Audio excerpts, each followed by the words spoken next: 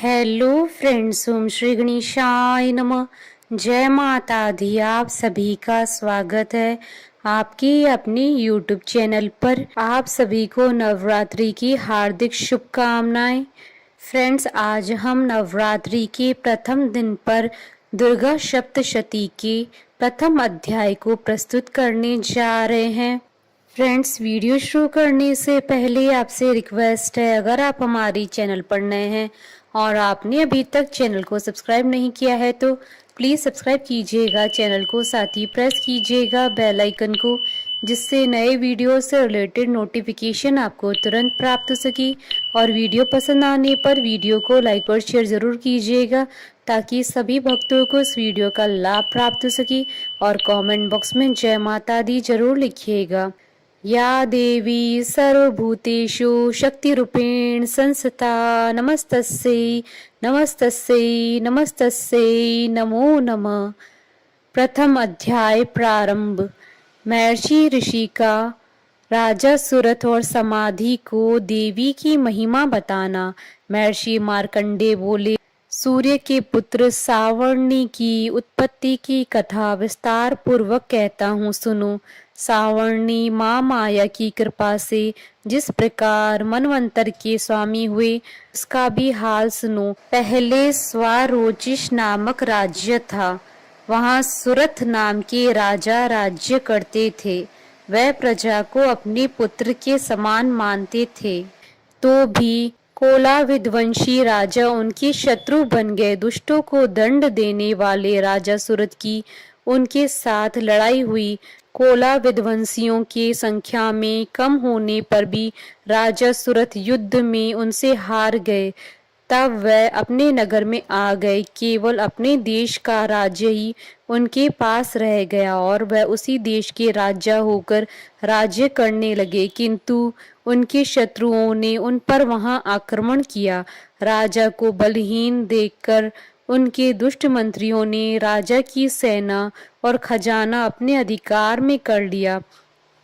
राजा सूरत अपने राज्य अधिकार को हार कर शिकार खेलने के बहाने घोड़े पर सवार होकर वहां से एक भयंकर वन की ओर चले गए। उस वन में उन्होंने महर्षि मेधा का आश्रम देखा। वहां मेधा महर्षि अपने शिष्यों और मुनियों से सुशोभित बैठे हुए थे और वहां कितने ही हिंसक जीव परम शांति भाव से रहते थे। राजा सूरत ने महर्षि मेधा को प्रणाम किया और महर्षि ने भी उनका उचित सत्कार किया। राजा सूरत महर्षि के आश्रम में कुछ समय तक ठहरे। अपने नगर की ममता के आकर्षण से राजा अपने मन में सोचने लगे, पूर्व काल में पूर्वजों ने जिस नगर का पालन किया था वह आज मेरे हाथ से निकल गया। मेरे दुष्ट एवं दुरात्मा मंत्री मेरे नगर की अधर्म से रक्षा कर रहे होंगे या नहीं। मेरा प्रधान हाथी, जो कि सदा मद की वर्षा करने वाला और शूरवीर था, मेरे वैरियों के वश में होकर न जाने क्या दुख भोग रहा होगा। मेरे आज्ञाकारी नौकर, जो मेरी कृपा से धन और भोजन पाने से सदैव सुखी रहते थे और मेरे पीछे पीछे चलते थे, वह अब निश्चय ही दुष्ट राजाओं का अनुसरण करते होंगे तथा मेरे दुष्ट एवं दुरात्मा मंत्रियों द्वारा व्यर्थ ही धन को व्यय करने से संचित किया हुआ मेरा खजाना एक दिन अवश्य खाली हो जाएगा। इस प्रकार की बहुत सी बातें सोचता हुआ राजा निरंतर दुखी रहने लगा।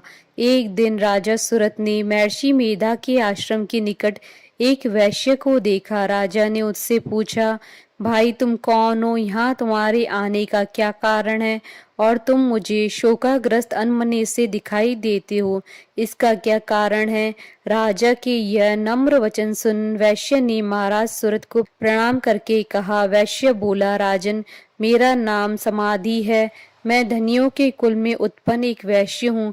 मेरे दुष्ट स्त्री और पुत्र आदियों ने लोभ से मेरा धन छीन लिया और मुझे घर से निकाल दिया।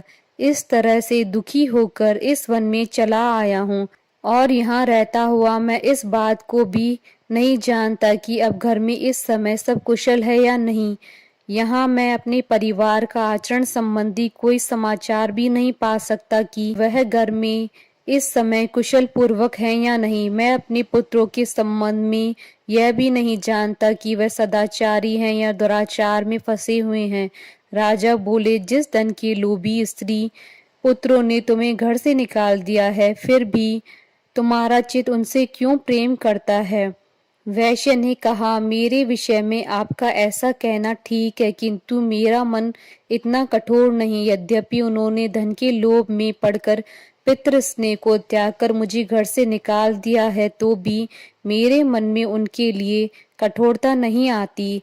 हे महामते, मेरा मन फिर भी उनमें क्यों फंस रहा है, इस बात को जानता हुआ भी मैं नहीं जान रहा। मेरा चित्त उनके लिए दुखी है। मैं उनके लिए लंबी लंबी सांसें ले रहा हूँ। उन लोगों में प्रेम नाम नहीं है, फिर भी मेरे ऐसे निस्नेहियों के लिए मेरा हृदय कठोर नहीं हो सकता। महर्षि मार्कंडेय जी ने कहा, हे ब्राह्मण।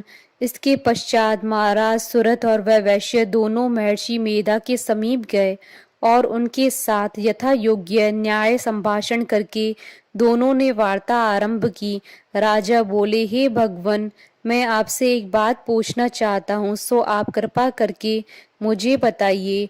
मेरा मन अधीन नहीं है, इससे मैं बहुत दुखी हूँ। राज्य धन आदि की चिंता अभी तक मुझे बनी हुई है और मेरी यह ममता अज्ञानियों की तरह बढ़ती ही जा रही है। और यह समाधि नामक वैश्य भी अपने घर से अपमानित होकर आया है। इसके स्वजनों ने भी इसे त्याग दिया है। स्वजनों से त्यागा हुआ भी यह उनसे हार्दिक प्रेम रखता है। इस तरह हम दोनों ही दुखी हैं। हे महाभाग, उन लोगों के अवगुणों को देखकर भी हम दोनों के मन में उनके लिए ममता जनित आकर्षण उत्पन्न हो रहा है। हमारे ज्ञान रहते हुए भी ऐसा क्यों है। अज्ञानी मनुष्यों की तरह हम दोनों में यह मूर्खता क्यों है। महर्षि मेधा ने कहा, विषम मार्ग का ज्ञान सब जंतुओं को है। सबों के लिए विषय पृथक पृथक होते हैं। कुछ प्राणी दिन में नहीं देखते और कुछ रात को, परंतु कई जीव ऐसे हैं जो दिन तथा रात दोनों में देख सकते हैं। यह सत्य है कि मनुष्य में ज्ञान प्रदान है, किंतु केवल मनुष्य ही ज्ञानी नहीं होता है। पशु पक्षी आदि भी ज्ञान रखते हैं। जैसे यह पशु पक्षी ज्ञानी है, वैसे ही मनुष्य का ज्ञान है, और जो ज्ञान मनुष्यों में है वैसे ही पशु पक्षियों में है, तथा अन्य बातें भी दोनों में एक जैसी पाई जाती है। ज्ञान होने पर भी इन पक्षियों की ओर देखो कि अपनी भूख से पीड़ित बच्चों की चोंच में कितने प्रेम से अन्न के दाने डालते हैं। हे राजन, ऐसा ही प्रेम मनुष्यों में भी अपनी संतान के प्रति पाया जाता है। लोभ के कारण अपने उपकार का बदला पाने के लिए मनुष्य पुत्रों की इच्छा करते हैं और इस प्रकार मोह के गड्ढे में गिरा करते हैं। भगवान श्री हरि की जो माया है, उसी से यह संसार मोहित हो रहा है। इसमें आश्चर्य की कोई बात नहीं है, क्योंकि वह भगवान विष्णु की योग निद्रा है। यह माया ही तो है कि जिसके कारण संसार मोह में जकड़ा हुआ है। यही महामाया भगवती देवी ज्ञानियों के चित्त को बलपूर्वक खींचकर मोह में डाल देती है और उसी के द्वारा संपूर्ण जगत की उत्पत्ति होती है। यही भगवती देवी प्रसन्न होकर मनुष्य को मुक्ति प्रदान करती है। यही संसार के बंधन का कारण है तथा संपूर्ण ईश्वरों की भी स्वामिनी है। महाराज सुरत ने पूछा, भगवन, वह देवी कौन सी है जिसको आप महामाया कहते हैं। हे ब्राह्मण, वह कैसे उत्पन्न हुई और उसका कार्य क्या है। उसके चरित्र कौन कौन से हैं। प्रभु, उसका जैसा प्रभाव हो, जैसा स्वरूप हो, वह सब ही कृपा कर कर मुझसे कहिए। मैं आपसे सुनना चाहता हूँ। महर्षि मेधा बोले, राजन, वह देवी तो नित्य स्वरूपा है। उसके द्वारा ये संसार रचा गया है, तब भी उसकी उत्पत्ति अनेक प्रकार से होती है। वह सब आप मुझसे सुनो। वह देवताओं का कार्य सिद्ध करने के लिए प्रकट होती हैं। उस समय वह उत्पन्न हुई कहलाती हैं। संसार को जलमय करके जब भगवान विष्णु योग निद्रा का आश्रय लेकर शेष शैया पर सो रहे थे, तब मधुकैटभ नाम के दो असुर उनके कानों की मैल से प्रकट हुए और वह श्री ब्रह्मा जी को मारने के लिए तैयार हो गए। श्री ब्रह्मा जी ने जब उन दोनों को अपनी ओर आते देखा, और यह भी देखा कि भगवान विष्णु योग निद्रा का आश्रय लेकर सो रहे हैं, तब वह उस समय श्री भगवान को जगाने के लिए उनके नेत्रों में निवास करने वाली योग निद्रा की स्तुति करने लगे। श्री ब्रह्मा जी ने कहा, हे देवी, तुम ही स्वा, तुम ही स्वदा और तुम ही वष्टकार हो। स्वर भी तुम्हारा ही स्वरूप है, तुम ही जीवन देने वाली सुधा हो। नित्य अक्षर प्रणव में आकार, उकार, मकार, इन तीनों माताओं के रूप में तुम ही स्थित हो। इनके अतिरिक्त जो बिंद पथ अर्ध मात्रा है, जिसका कि विशेष रूप से उच्चारण नहीं किया जाता है, हे देवी, वह भी तुम ही हो। हे देवी, संध्या, सावित्री तथा परम जननी तुम ही हो। तुम इस विश्व को धारण करने वाली हो। तुमने ही इस जगत की रचना की है। तुम ही इस जगत का पालन करने वाली हो। तुम ही कल्प के अंत में सबको भक्षण करने वाली हो। हे देवी, जगत की उत्पत्ति के समय तुम ही सृष्टि रूपा होती हो, पालन काल में स्थित रूपा हो और कल्प के अंत में संहार रूप धारण कर लेती हो। तुम ही महाविद्या, महामाया, महामेधा, महारात्रि और मोहरात्रि हो। श्री ईश्वरी और बोध स्वरूपा बुद्धि भी तुम ही हो। लज्जा, पुष्टि, तुष्टि, शांति और क्षमा भी तुम ही हो। तुम खड़ग धारणी, शूल धारणी, घोर रूपा तथा गदा, चक्र, शंख और धनुष को धारण करने वाली हो। बाण, भुषंडी और परीघ, यह भी तुम्हारे ही अस्त्र हैं। तुम सौम्य और सौम्यतर हो। यही नहीं बल्कि जितनी भी सौम्य और सुंदर वस्तुएं इस संसार में हैं, उन सबसे बढ़कर सुंदर तुम हो।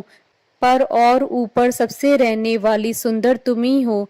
हे सर्वस्व रूपे देवी, जो भी सद अस्त पदार्थ हैं और उनमें जो शक्ति है, वह तुम ही हो।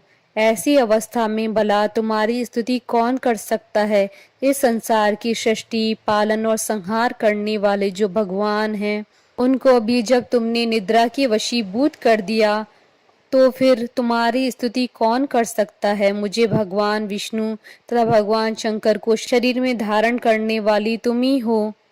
तुम्हारी स्तुति करने की शक्ति किसमें है। हे देवी, तुम तो अपने इन उदार प्रभावों के कारण ही प्रशंसनीय हो।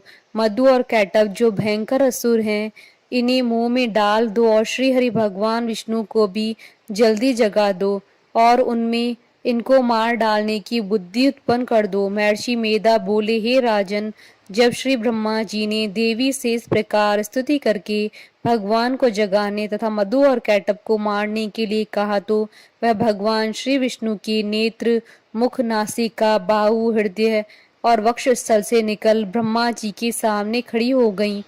उनका ऐसा करना था कि भगवान श्री हरि तुरंत जाग उठे और दोनों असुरों को देखा, जो कि अत्यंत बलवान तथा पराक्रमी थे और मारे क्रोध के, जिनके नेत्र लाल हो रहे थे और जो ब्रह्मा जी का वध करने के लिए तैयार थे। तब क्रुद्ध हो उन दोनों दुरात्मा असुरों के साथ भगवान श्री हरि पूरे 5000 वर्ष तक लड़ते रहे। एक तो वह अत्यंत बलवान तथा पराक्रमी थे, दूसरे महामाया ने भी उन्हें मोह में डाल रखा था। अतः वह श्री भगवान से कहने लगे, हम दोनों तुम्हारी वीरता से अत्यंत प्रसन्न हैं, तुम हमसे कोई वर मांगो। भगवान ने कहा, यदि तुम मुझ पर प्रसन्न हो तो तुम मेरे हाथों से मर जाओ। बस इतना सा ही वर मैं तुमसे मांगता हूँ, यहाँ दूसरे वर से क्या प्रयोजन है। महर्षि मेधा बोले, इस तरह से जब वह धोखे में आ गए और अपने चारों ओर जली जल देखा, तो भगवान श्री हरि से कहने लगे, जहाँ पर जल ना हो, सूखी जमीन हो, उसी जगह हमारा वध कीजिए। महर्षि मेधा कहते हैं, तथास्तु कहकर भगवान श्री हरि ने उन दोनों को अपनी जांग पर लिटाकर उन दोनों के सिर काट डाले। इस तरह से वह देवी श्री ब्रह्मा जी के स्तुति करने पर प्रकट हुई थी।